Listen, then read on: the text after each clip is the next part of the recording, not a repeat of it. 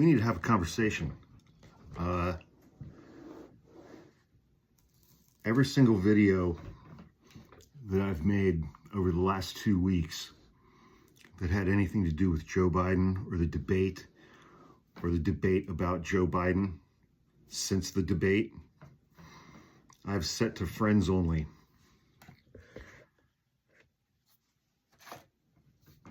Because of the over-the-top, hate-filled responses that I've gotten from people who I guess I can only classify as hardcore Biden supporters. And I went through and I checked, and in several dozen comments on those videos, and I made at least 5 videos during that period of time saying that despite my opinions about how I feel about the current state of things following that debate, that if Joe Biden was going to be the nominee on the ballot in November, that I was going to vote for him. That was not satisfactory to that group of people, the majority of them. And so I've set all of those videos to friends only, which hopefully will stem the tide of the anger and the rage that has been directed at me for expressing an opinion that a lot of you disagree with. Members of that group went after a lot of my friends on this app as well. I'm not going to tag them. I'm not going to name them. I don't want them to be on the receiving end of any more of it. But I received a tsunami of disgusting, vulgar, vile, profane comments from people who are supposed to be on the same side of this election that I'm on.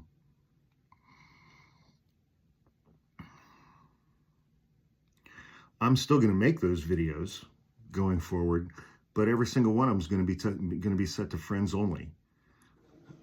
So I'm not sure how much of my content everybody who follows me is actually going to see over the next several weeks or 4 months. I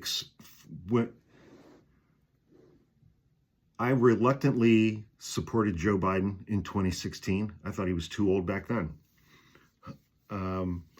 However, I was very pleasantly disappointed by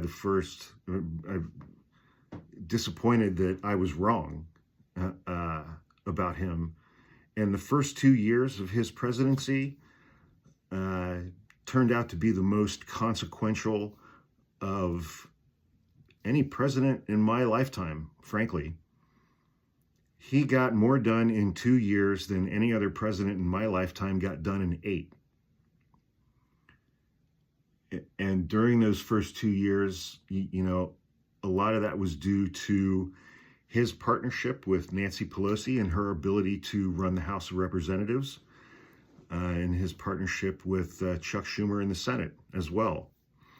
Razor-thin margins, and they got unimaginably good things done, and a ton of good things done. And that was then. His record is intact. It absolutely is intact. And I was very disappointed when he announced following the 2022 midterms that he was going to run for re-election. I still felt that he was too old. I still feel that he is too old to serve a second term. And then we saw the debate. And following the debate, I expressed my opinion based on my observations that he has experienced and is experiencing a significant cognitive decline, a view which is supported by 70% of Americans in recent polling who feel he's too old to do the job now, and 75% of Americans who believe that the Democrats moving forward should have a different candidate for president than Joe Biden. And I expressed my opinion that I thought he should step down from the race, that Kamala should become the nominee, his vice president, and that I thought he should strongly consider resigning the presidency, elevating Kamala to that position so that she could run as an incumbent, with my hopes that she would pick someone like Josh Shapiro, the governor of Pennsylvania, to be a running mate. Crucial swing state, upper Midwest, they're all close. Whoever the Democratic nominee is, if they win those 3 states, they basically guarantee that they're going to win 270 electoral votes. The amount of hatred that I got for expressing those opinions was quite stunning to me. It was very much a reminder of the things that I went through on this app a year ago, which I've talked about pretty extensively when I was doxxed, targeted, attacked, and eventually fired from my job. I was called a Trump supporter. I was called a secret RNC plant. People have been telling me that I'm being paid by the RNC. I'm a secret Trump supporter. People calling me a traitor. People coming into my comments and giving me orders and making demands. People who followed me coming into my comments and telling me to get the fuck off my own page. Again, reminiscent of last year, all of that, every single bit of that was coming from the left. And it just reinforced for me and confirmed for me why I am not a member of the Democratic Party. I've been a registered independent for over 20 years. Because that hardcore element can't handle dissent, can't handle disagreement, can't handle a conversation, can't handle anything at all that is inconsistent with their view. And generally, that group demands no disagreement, no dissension, no differing opinions, no criticisms, no deviation of thought, while simultaneously demanding complete subservience, capitulation, surrender, conformity, and you have to have a smile on your face while you do it.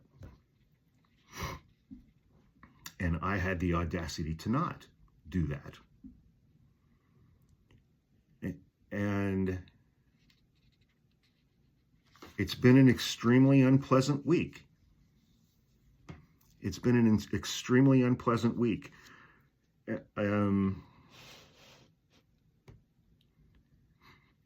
I made a lot of notes about things to say, and I am not going to say the vast majority of what I wrote down because that's not going to be productive.